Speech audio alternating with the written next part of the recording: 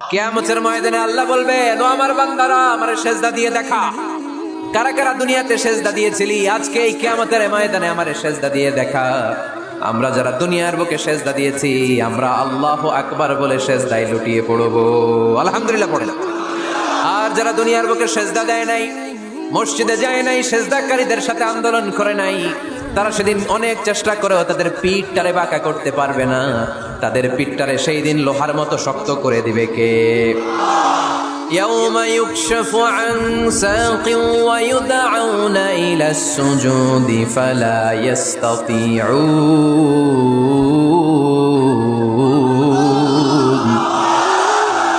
সেদিন আল্লাহ তাআলা ওনার পায়ের গোছা উন্মুক্ত করবেন, পায়ের গোছা দেখাবেন আর বলবেন, সেজদা দাও, সেজদা দাও।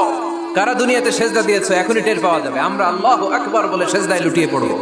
কিন্তু যারা দুনিয়ায় সেজদা দেয় নাই, এরা অনেক চেষ্টা করো, পিঠটারে বাঁকাই করতে পারবে না, সেজদাতে দূরের কথা, এদের পিঠটারে লোহার রডের মতো শক্ত করে দিবে কে?